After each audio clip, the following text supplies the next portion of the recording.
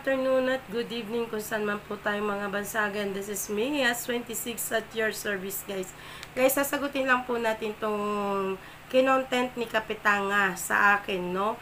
Na sinasabi niya daw ako ay palamunin, walang pagmamahal sa pamilya, at sinasabi niya na ako ay nagcha-charity sa ibang tao kaysa sa pamilya ko. Isa-isahin po natin to, no? Bago po natin to reaksyonan, pakinggan po natin yung sinasabi niya sa akin. Mga pinapakita mo at sa lahat ng mga nilalabas mo dyan sa channel mo. So, bago ang lahat, may galap shoutout muna and sa lahat ng mga GCF. So, ngayong araw is all-in-one reaction ito, no? Dahil nagkabukingan na. So, as 26, makinig ka, no? Ang lakas-lakas ng loob mo na magsalita ng mga bobo, tanga, palamunin, batugan, kung ano-ano pa, no? Kapitanga, or what. Sabi ko nga, kung naalala ninyo, dati, nung after nang maikwento niya yung buhay niya sa channel ni Mamita Fantasy, ang sabi ko doon, na-obserbaran ko at nasa psycho ko na the way na mag-rebat si As26 is meron siyang mga frustration at disappointment sa buhay na pilit niyang pinabato sa ibang tao, no? So, hindi ako nagkamali. Paano mo nasabi na may frustration ako na pilit kong binabato sa ibang tao? Bakit? Meron ba akong kinonfer sa sarili ko sa inyo? May na-compare ba ako sa mga ginagawa ninyo? O may sa ginagawa ko? O ginagawa kay Tita Merly? O ginagawa ni Tita Merly? Ha? At kung nagsasabi man akong bobo, batugan, inutil, kapitanga, ay katotohanan yun. Dahil sa ilang buwan na ba na mga kasamahan mong vlogger ay palamunin at mga bobo naman talaga at mga inutil nga naman talaga at katulad mo ring tanga-tangang kapitangang lutang, ha? Totoo yun. Totoo yun. Walang prostheted na sinasabi doon.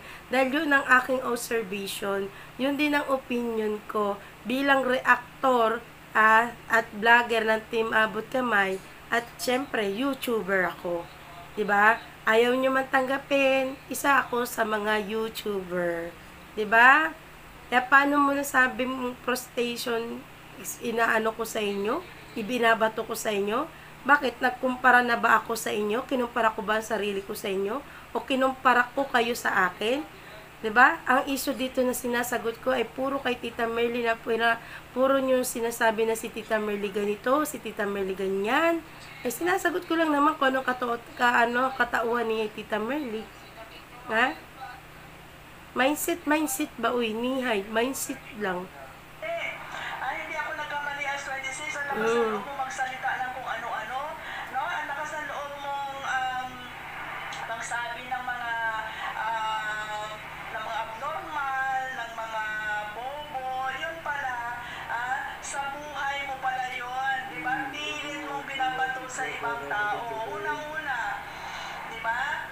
May anak ka pala, no? Unang-una.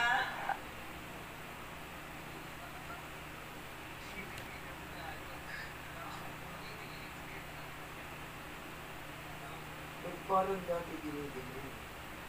Nawala tuloy yung ano ko.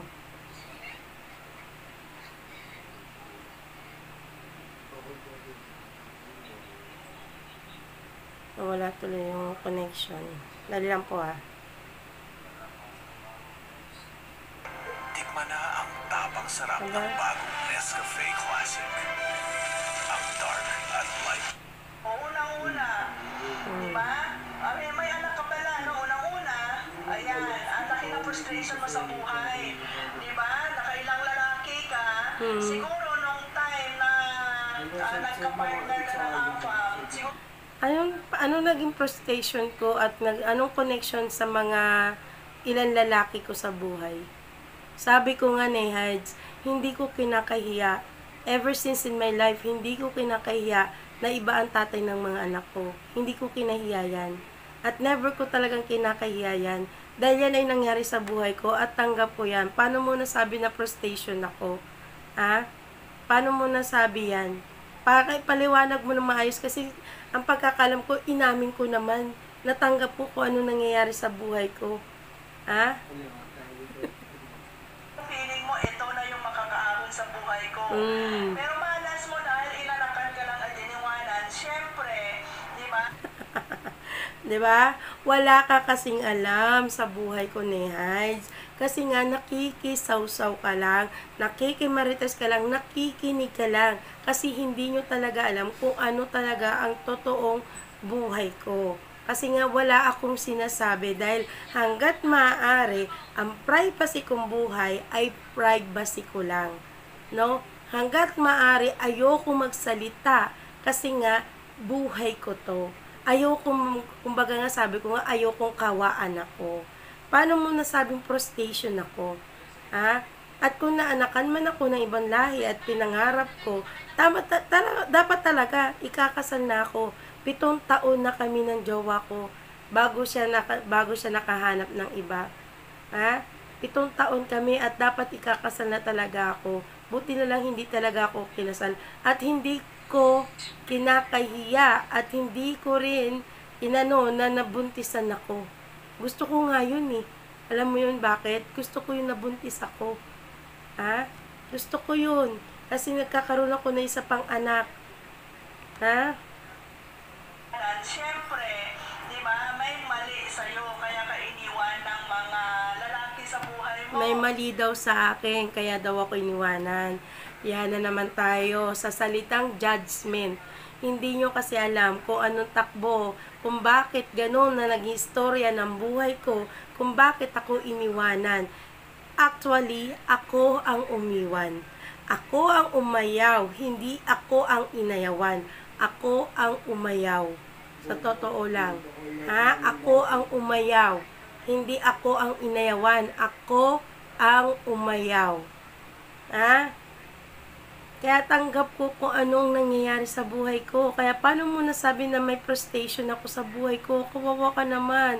Baka ikaw ang may frustration sa buhay mo kasi kahit na anong gawin mo ay hindi nyo talaga ako kaya.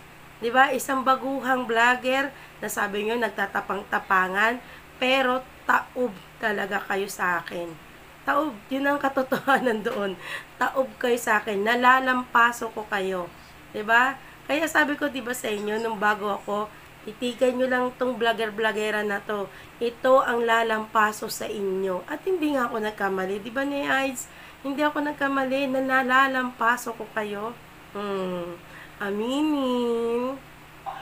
Tapos, nagkaanak ka, marami yan. O, tapos, iniwanan. Malamang, marami. Ang 6 ay bubo. Hindi ka rin naman pinakasalan ng Sabi ko nga, uulitin ko, ako ang umiwan. At okay lang sa akin kahit hindi ako pinakasalan. At least malaya ko kung ano ang gusto kong gawin at kung saan ko gustong pumunta, walang ibang magsasalita sa akin. Naintindihan mo na, Hides? lalaki. So, napakalaking frustration yan at disappointment sa buhay. Di ba? Napilit mong tinatago.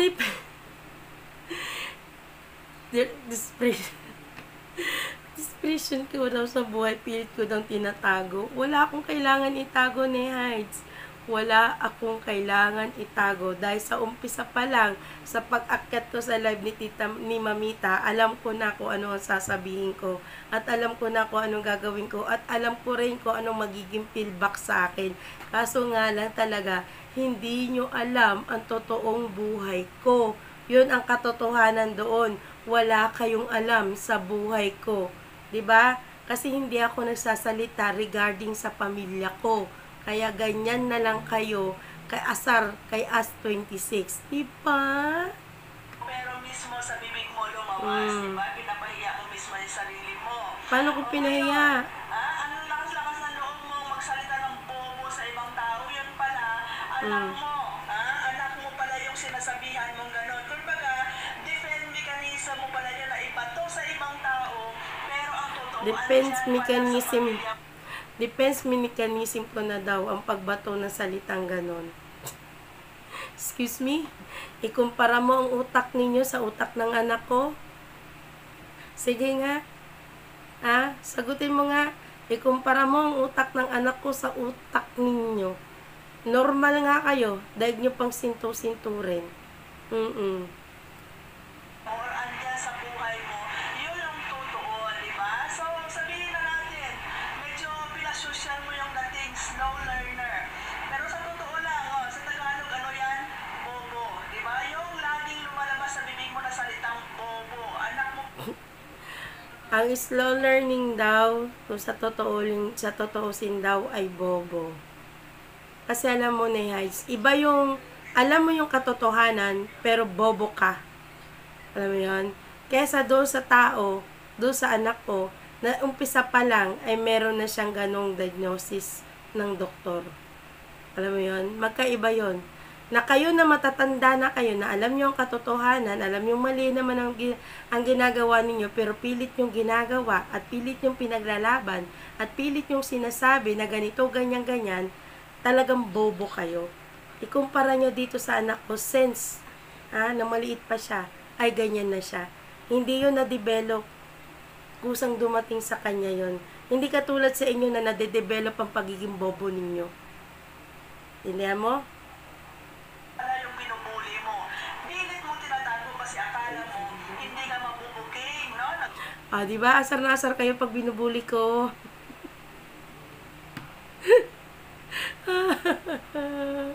Asar na asar sila pag binubuli ko. Tatapang-tapanan ka sa live streaming mo, tatapang-tapanan This is me. As be a defender of Team Abot Kamay, I should be as strong on camera. Like you. Tapang-tapangan ka sa tapat ng camera mo. Galing-galingan ka sa tapat ng camera mo because you are the vlogger. Right? Isa kang vlogger, isa kang content creator, you can do what you want front on your camera. Diba, Heights? Tama ba ako mali? Kanya-kanya tayo ng estilo. Kanya-kanya tayo ng reaction at kung anong gusto natin ipakita dito sa harap ng camera. Kanya-kanya tayo. And this is me. And ito talaga ako. Ito ako, sa totoo lang. Mapaharap sa camera, mapasa totoong buhay, ito ako.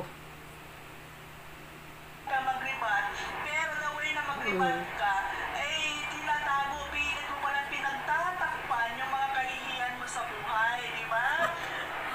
Kahihiyan daw sa buhay. Anong kahihiyan ko, Nehard, sa buhay? Sige nga, Nehard. Anong kahihiyan ko sa buhay?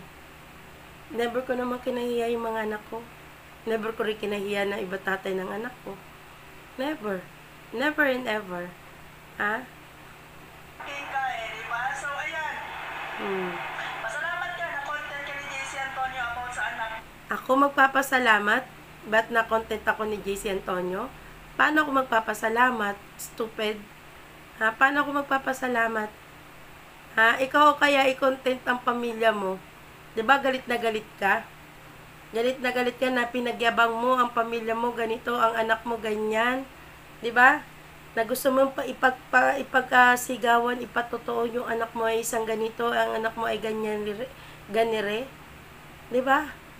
Minsan na rin na content ni JC ang pamilya mo at galit na galit ka. Sige nga, nagpasalamat ka ba kay JC nung kinontent niyang anak mo? Nung kinontent niyang pamilya mo? Nagpasalamat ka ba sa kanya? Ba't ako magpapasalamat kay JC?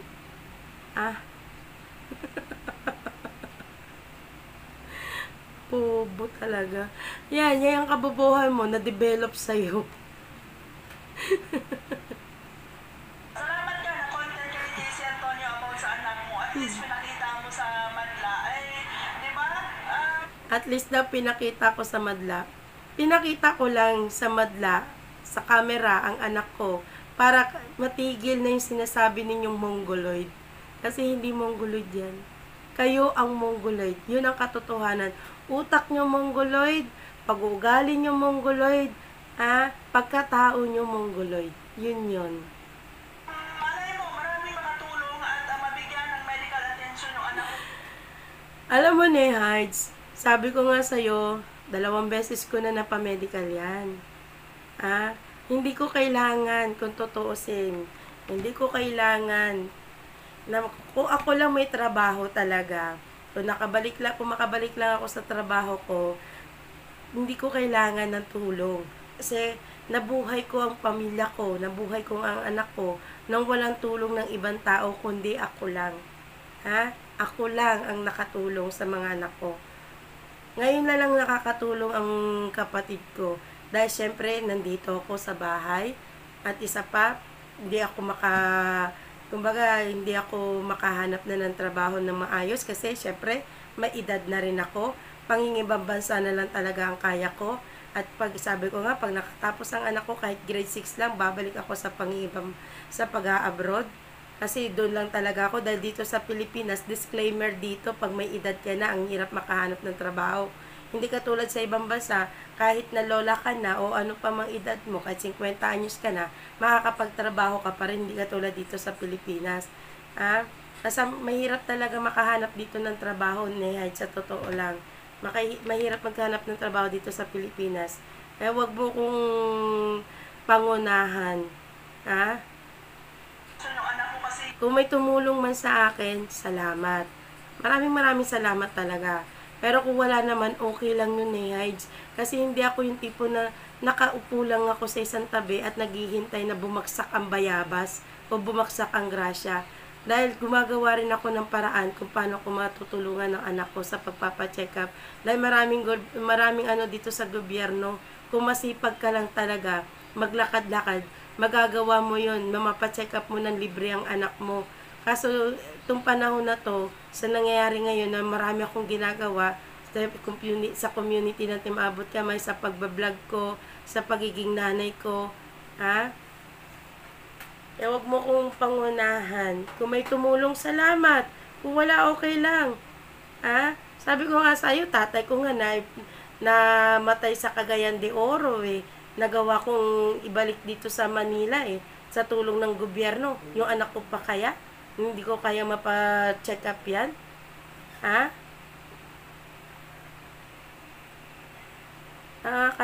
Kung hindi lang kailangan ng doktor, kung hindi lang kailangan ng teacher niya na kailangan ipa-check up pa ulit siya, hindi ko na siya ipapa-check up.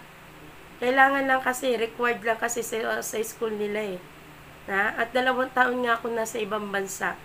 2 taon ako doon na hindi ko nasikasong ang anak ko.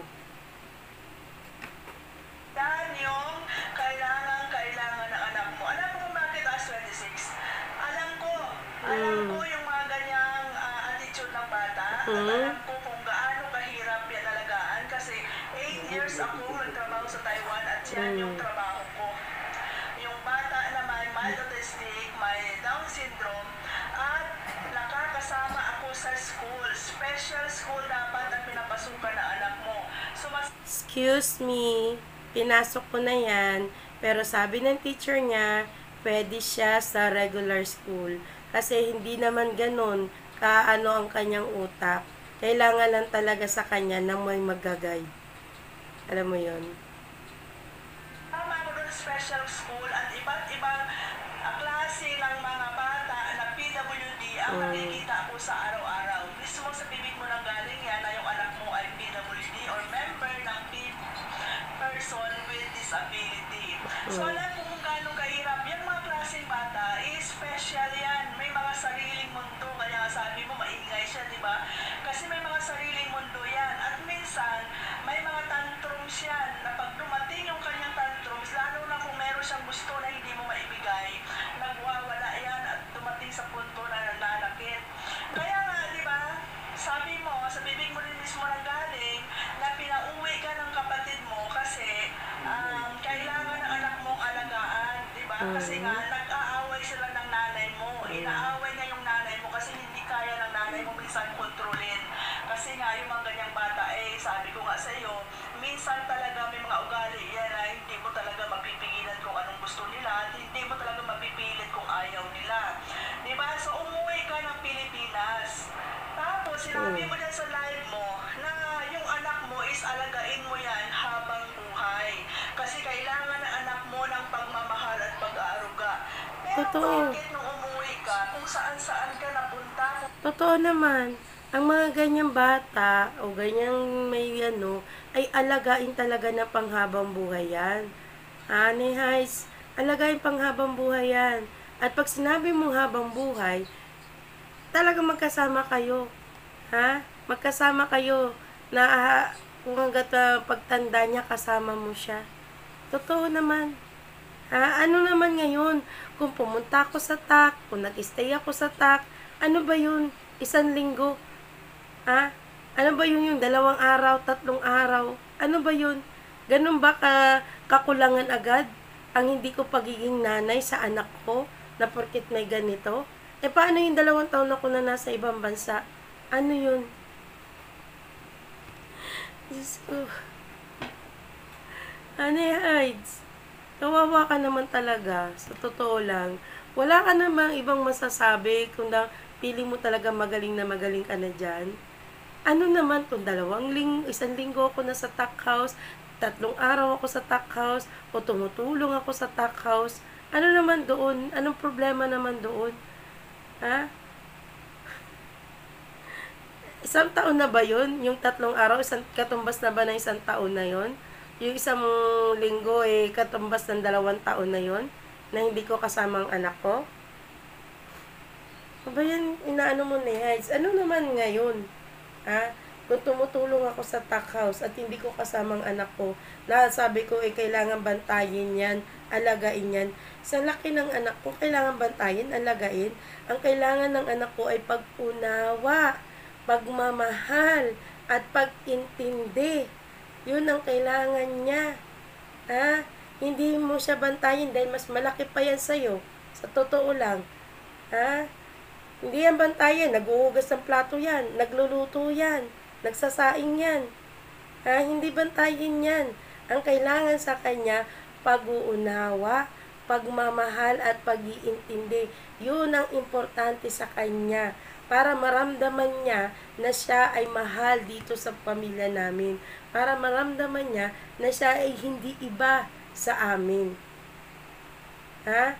Hindi siya disabled, na hindi nakakalakad, na hindi nakakasulat, hindi nakakapaghugas ng puwet o ng plato. Hindi siya disabled. Ha? Kung siya disabled, siguro sumbatan niyo ko ng ganyan. Kung siya siguro hindi nakakalakad, hindi nakakain, sige, okay yan. Sabihin nyo sa akin yan. Pero dahil naman kumpleto naman siya, malakas naman siya, normal naman ang physical niya, ha? Anong pinagsasabi mo na kailangan bantayin? Diyos ko, Lord. saan-saan ka natulog. Pinauwi ka nga ng nanay mo para alagaan yung anak mo. Pinauwi ka pala ng kapatid mo para alagaan yung anak mo kasi nag-aaway sila ng nanay mo at syempre stress na rin yung nanay mo. Pero ano ang sabi mo sa live mo? Liberated akong klaseng babae at pwede ako umuwi ng di umuwi ng 1 buwan. So dyan mo makikita na wala ka talagang concern dyan sa anak mo. Diba? Doon ba makikita na wala akong concern sa pamilya ko if ever 1 buwan ako hindi umuwi dito sa nanay ko? If ever na hindi ako magpakita sa mga anak ko? Doon ba malalaman na wala akong concern? Ha? Doon ba malalaman? Wow, Nay Hides. Palakpakan kita dyan. Ha? Palakpakan kita dyan. Yung pala ang basihan mo. No? Yung pala ang basihan mo sa pagmamahal o pag-aaruga. Samantalang ikaw, mismo sa bunganga mo, 7 taon ka sa ibang bansa, sa Taiwan, o kung saan-saan ka mang, ilang taon ka na dyan sa ibang bansa, naalagaan mo ba ng matino ang mga anak mo? Ha? Naalagaan mo ba ng totoo na matino yung mga anak mo? Ganun ba ka-close ang mga anak mo sa'yo? Ganun ba sila kalambing sa'yo? Huwag mo akong sitahin kung ikaw din ay may pagkukulang sa pamilya mo. Ha? Dahil mismo sa bunganga mo, ilang years ka sa Taiwan? 7 years. Samantalang ako, 2 years lang ako. At kung hindi man ako umuwi dito sa bahay namin, o if ever man mangyari ang isang buwan ako hindi umuwi dito sa bahay namin, ikumpara mo sa 7 taon mo sa ibang bansa na hindi mo nakasamang anak mo.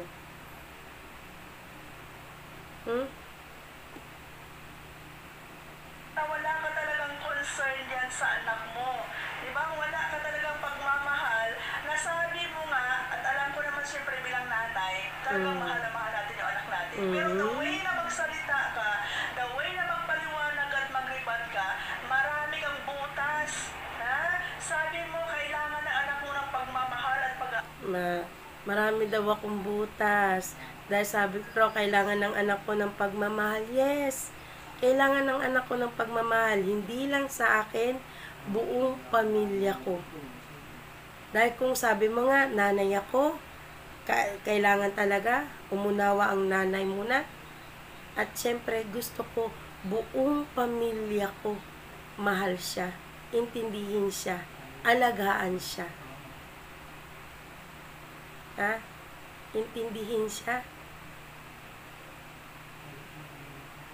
Bagay hindi naman talaga siya alagayin eh. Kasi malaki na siya eh.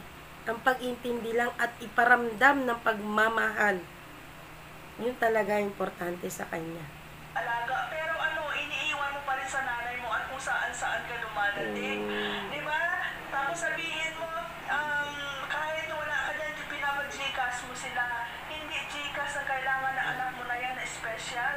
Uy, kailangan ng Gcash kasi pag hindi ko sila ginikasan, wala silang pangkain. Gaga. Kaya nga na-invento ang Gcash para mapag-send ka ng pera, kaysa magpalawan ka, kaysa magsibuhan na ka. Diba? Gcash easy. Kunting pa, kahit 500, 300, may pangkain sila. Ha? Tama ng anak mo, attention, pagmamahal, pag-aaruga. Di ba? So marami kang butas kasi ang ugali mo, para lang makapag-rebut ka, parang maipakita mo na sa mga viewers mo na matapang ka, magaling ka, pilit mong tinatabunan yung mga kahihiyan mo. Di ba? Wala nga akong kahihiyan. At ganito talaga akong mag-live. Wala akong kahihiya. Wala akong dapat ikahiya. Dahil sinabi ko naman talaga kung ano, kung sino ako. Ha? Wala akong dapat ikahiya. Ha? At ganito talaga ako mag-live. Ganitong personality ko. May magagawa ba ako doon? Pag uwi mo, sabi mo, busy ako kasi nagcha-charity kayo kung So, saan busy naman talaga ako. kayo napunta. Umabot ka ng sabungan, pero yung anak mo kailangan pala Ang sabungan ay ilang oras lang ba yun? 3 oras? 4 na oras? Yung pagpunta ko sa sabungan, 4 na oras lang yun. Heights. Talaga, kailangan talaga yun sabihin. Para lang mas pang-akit sa mga viewers. Yung pagpunta ko na sabungan, 4 na oras lang yata yun, 5 oras. Yung kumpara ng buong maghapon kami magkasama ng anak ko pag nandito ako sa bahay. check up. Kasi 2 years ago mo pa napacheck up yun at dapat kailangan may follow up yan. Oo. Diba? Muntik ko pang nasabi na Kulang ako sa pinansyal. Totoo yun. Kasi nga, umuwi ako dito sa Pilipinas, wala talaga akong dalang pera, kundi yung sahod ko lang ng 1 buwan. Totoo yun. Kaya nga humingi ako ng tulong kay Ma'am Sweet Summer. Dahil kung hindi ako humingi kay Ma'am Sweet Summer, talagang tuluyan na ako walang pera pag uwi ko dito. diba? Ha? Totoo yun. Kulang ako sa pinansyal. Dahil wala naman akong pag-uwi ko dito, wala naman akong trabaho. Alam naman pag-uwi ko dito, meron na agad akong pera. Ha? At saka, Heights, OFW ka. Ha? Alam mo, sa loob ng 2 taon na pangangamuhan mo, ay hindi ka kagad makakaipon. Diba? Sa loob ng 2 taon na pangangamuhan mo, hindi ka makakaipon. Buwan-buwan kang nagpapadala sa pamilya mo para may pangkain sila. Para meron silang panglaman sa tiyan nila. Kaya ka nga nagtrabaho sa ibang bansa para maibigay mo ang kailangan nila. At kung bakit, tatanungin mo na naman ako, kung bakit hindi ko napacheck up yung anak ko nung panahon na sa ibang bansa ko, kasi nanganak ang anak ko, walang mag-aasikaso sa anak ko, at pandemic that time, hindi rin pwede ang nanay ko dahil matanda na ang nanay ko. Kaya walang mag-aasikaso sa kanya. At iba kasi ang proseso ngayon dito. Kailangan mo mag-online bago ka pumunta doon sa public na hospital. Hindi katulad ng mga private na kailangan dire-diretso na. Guys, wag kang bubita, wag kang feeling magaling dyan sa live mo na akala mo kung makapag point of view ka, akala mo naman talagang may katotohanan. Yung iba siguro may katotohanan, pero the rest of them ay puro lang yan pang-iinsulto. Nandiyan yung salitang pang-iinsulto at pang-mamaliit. Tama ba ako? Insulto maliit, pares lang yan eh. Diba? Tanga mo. Tanga mo talaga. Namatay tuloy. Diba? Muntik ko bang nasabi na hindi mo pa napapacheck up kasi kulang ka sa, alam nyo na, alam ko naman ibig mo sabihin kulang ka financial. OMG as 26, tayo mga pumunta sa ibang bansa, bago tayo pumunta sa ibang bansa, may mga goal tayo kung bakit tayo pupunta at ano ang... Yes, may goal naman talaga ako. Ang goal ko nga talaga ay 10 years ako mangigibang bansa para sa ganun makontinue ng anak ko ang medical niya. Pero sa loob ng 2 taon na Hajj, makakaipon ka ba kung buwan-buwan kang nagpapadala sa pamilya mo para sa pangkain nila? Kasi kahit na may asawa ng anak ko, nanay pa rin ako na tumutulong sa anak ko. May mga estudyante akong pinag-aaral pa. Wala nga akong professional na anak, pero meron naman ako na pag-college na anak, hindi lang siya nagtapos. Pero kahit na ganyan ang anak ko, masasabi ko naman masipag silang mag-asawa dahil kahit sila may 3 anak na rin, nabubuhay nila ang pamilya nila. Napapakain niya ang anak niya, na ibibigay niya ang kailangan ng anak niya. Ako lang nakaalalay ako sa anak ko bilang nanay. Nakaalalay ako sa mga anak ko kung ano ang kailangan din. Sabi ko nga, diba, ang sahod ko sa Saudi, bayaran ko doon sa bahay, bayaran ko dito sa tubig ilaw. Nagsishare pa rin ako dito sa nanay ko ng tubig ilaw at bayaran ko doon sa bahay namin doon sa Bulacan. Hides, kaya wag mo sabihin na sa loob ng 2 taon na pagpunta ko sa ibang bansa ay wala akong naipon. Ikaw ba nung nag2 taon ka sa ibang bansa, may naipon ka ba agad? Agad may naipon ka? May naipon ka na ba agad? 'Di ba? Halos 7 taon ka na, ilang taon ka na diyan, ilang taon ka na bang nangangamuhan? Ilang taon ka na bang nagkukuskus ng ng kubeta diyan? At sabi mo nga may napatapos ka ng mga anak mo, good for you. Napatapos mo yung mga anak mo. Nakapagpaayos ka ng bahay ninyo, good for you. At kung sasabihin mo na naman ako na wala akong sariling bahay, yes, wala akong sariling bahay talaga dahil yung bahay ko, binenta ko para maging pera namin. Para pangtayo ko ng negosyo. Nagkaroon naman ako ng negosyo, hindi nga lang talaga nag-boom ang negosyo ko. At itong bahay na to, nanay ko lang nakatira dito. Pwede ako dito, pwede ako doon sa inuupahan ko. Totoo yun. At yung condo naman na sinasabi mo, ang sarap yung asarin. Hindi ba pwede pinang-asar ko lang sa inyo yun? Dahil nung time na yun, nakakondo ang kapatid ko. Nandun ang kapatid ko sa condo, nangungupahan, nag-rent ng condo. Patolang-patola kayo sa akin sa pang-aasar, ano? Ay, ang bobo. Dahil, alam ko ang anak ko slow learning, pero mas bobo kayo. Sa totoo lang, mas bobo kayo sa kanya. Kawawa naman kayo. Na-develop yung kabobohan ninyo. Gawin. Ano sabi mo hindi mo binayad kasi binili mo ng pagkain para may pagkain kayo sa bahay? Anong mali sa ginawa ko kung hindi ko binayad yung dapat ibabayad ko sa utang? Anong mali sa ginawa ko? Ha? May mali ba ako sa ginawa ko na guys? Na ibinili ko ng pagkain dito sa bahay namin at mas gusto kong ibili ng pagkain dito kaysa ibayad ko? Patay gutom na agad ang ibig sabihin nun? Ha? Patay gutom na agad? Hindi ba mas naging practical lang ako? Ha? Naging practical lang akong nanay na kaysa magbayad ako doon sa nambubuisit sa akin, sa nang aasar sa akin, sa nanlibak sa akin, ipakain ko na lang sa anak ko. Practical pa yung ginawa ko. Nakinabang pa nga anak ko. 'Di ba? Pinakain ko sa mga anak ko, sa pamilya ko. Ha? Anong masama doon sa ginawa ko ni Hides? May masama ba doon? Ay, Diyos ko, Lord. Kasi binili mo ng pagkain, para may pagkain kayo sa bahay niyo. OMG. OMG. Katalawa ko sa'yo. Ano? Nung umuwi ako, pinatapos ko yung bahay ko. May dala akong pera, pinatapos ko yung bahay ko. Hides, nung umuwi ka sa inyo, ilang taong ka lang dyan sa Hong Kong? Ah, iyabang mo. Sige. Iyabang mo. Channel mo yun eh. Iyabang mo kung ano gusto mong iyabang dyan sa channel mo. Ikaw yan eh. Sarili mo yan eh. Tinataas mo yung sarili mo, bangko eh. Gawin mo. Ha? Gawin mo. Dahil channel mo naman talaga yan. Gawin mo kung anong gusto mong gawin.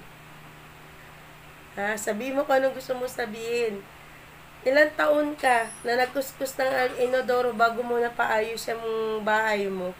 OMG. Ay, Diyos ko, maka-OMG. OMG. Natapos ko yung bahay ko. May dala akong pera. Natapos ko yung bahay ko.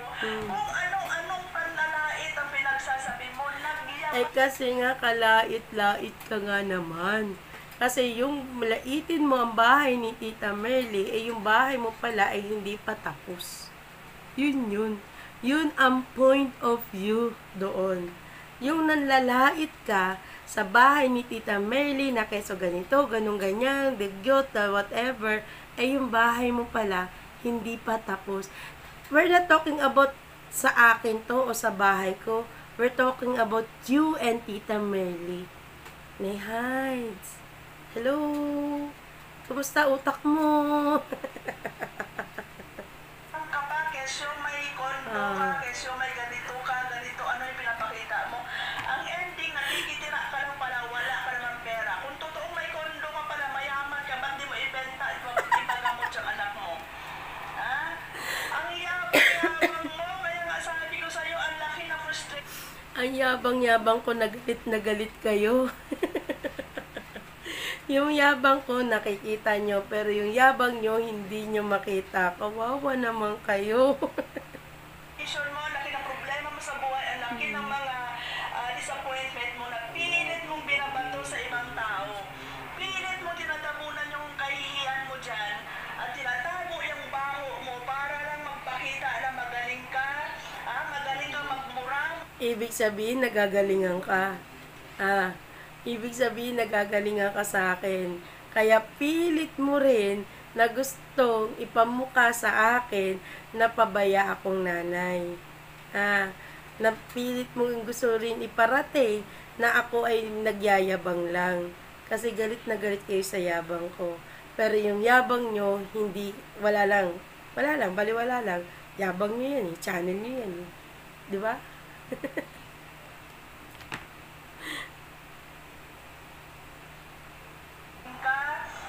Magaling kang magmurang, magaling kang magribat yan sa channel mo. Nagagalingan siya sa akin. Mas palamunin ka pala doon sa mga taong sinasabihan mong Oops!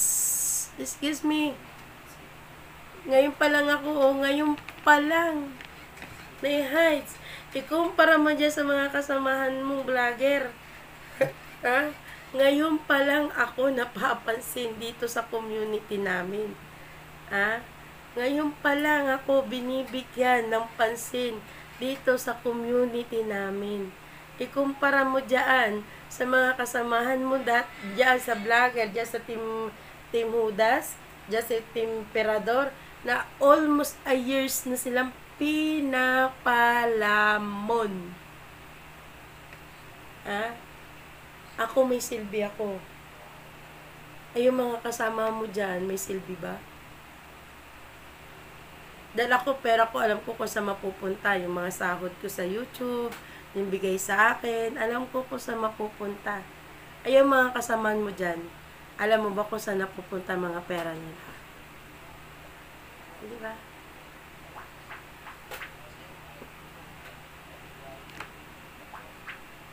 Nako, Nehites. Palamunin, batugan. Mm. Diyos ko, 6 anak mo.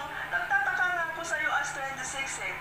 Mas nauna ka, mas bata ka naglandi sa akin. Oh.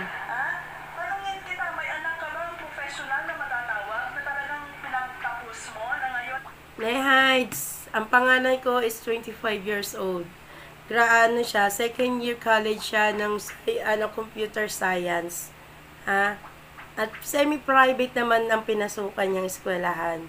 At ang pangalawa ko is 22 years old. Yan, pilit kong gusto niyang mag-aral pero gusto niya nang makatulong sa akin kaya hindi ko siya pinupwersa na. Kasi mahirap pilitin ang batang pag-aralin mo pero wala na sa puso naman ang pag-aaral kaya pinababayaan ko na lang. Kung gusto niya mag-aral, sabihin niya lang sa akin mag-aaral siya. Hanggat hindi siya nag-aasawa at wala siyang girlfriend. At ang pangatlo ko na anak nag-aaral din college. Second year college na siya ngayon. At itong isa kong anak, high school, grade 4, at prep. Nag-aaral. Kaya wag mo ikumpara ang buhay mo sa buhay ko, Nehites. Kasi magkaiba talaga tayo. Sa totoo lang, magkaiba tayo. Yung sinasabi mong frustrated, baka ikaw yon hindi sa akin yon. Baka yung meron kang sa sarili, baka ikaw yon hindi sa akin yon. Kasi ako, accept ko kung ano ang nangyari sa buhay ko. Accept ko kung anong tumatakbo sa buhay ko. Bakit? Kasi lahat yan, itinaas ko na sa Panginoon. Kung ano man ang ibigay sa akin, bukal sa loob ko yung tinatanggap. Alam mo ba yung Nehites?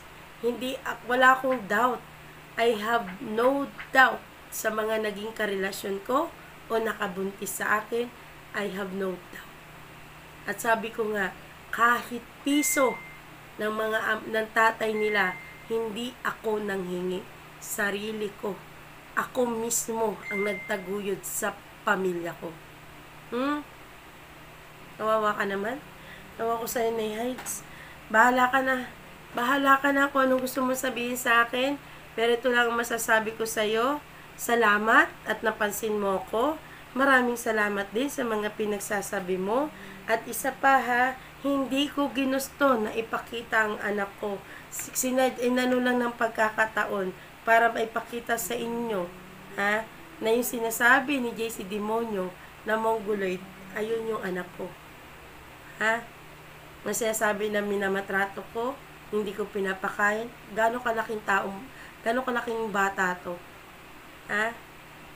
Hindi ko gusto at lalong hindi ako nagpapaawa sa community ko o dito sa channel ko para lang sa anak ko. Hindi ako kayo. Hindi ako kayo. Dahil kung ano man ang ginagawa ko ay tinutumbasan ko naman ang pagsiservisyo ko dito sa Team Abot Gamay. At bilang vlogger ako at defender ng Team Abot Gamay, trabaho ko, ito, ang magdepensa, pumunta sa TAC, tumulong sa kanila. Kung may charity, tutulong ako sa pagcha-charity. Hindi nga lang sa financially, hindi katulad nung nasa Saudi ako, nakakapagbigay ako kahit kaunti. Hindi ko lang mapacheck up yung anak ko kasi denial nga, sabi ko nga, denial ang pamilya ko sa kaso ng anak ko. Denial sila, ayaw nilang tanggapin na ganyan yan. At ang kailangan ng anak ko, hindi alaga na asing alagain, pagmamahal, pag-intindi, na kailangan maramdaman niya na kahit ganyan siya ay mahal siya ng pamilya ko. Ulitin ko sa'yo, Nehites, Hindi ako kayo. Magkaiba tayo. Bahala kayo kung anong gusto nyo sabihin sa akin, na wala naman ako talagang dapat itawag dito, i-depensa. Bahala kayo sa buhay ninyo kung anong gusto nyong tingin sa akin, na wala naman akong pakailam sa opinion ninyo. Ha? Dahil kahit anong sabihin kong kabutihan dito, kahit anong sabihin kong katotohanan dito, hindi nyo ko pakikinggan at hindi nyo ko iintindihin. Dahil sarado na ang mga tenga ninyo sa kasinungalingang ibinabato ninyo diyan sa community ninyo. Okay? Guys, dito na lang ang aking live. Maraming salamat po sa inyong pagsubaybay sa akin dito sa Team Abot Kamay at sa lahat ng vlogger ng Team Abot Kamay. Thank you so much po sa pagsuporta. Mapa-small and big sponsor po at supporters. Thank you so much po. Okay guys, hanggang dito na lang po. Have a good day and God bless you all. Bye-bye!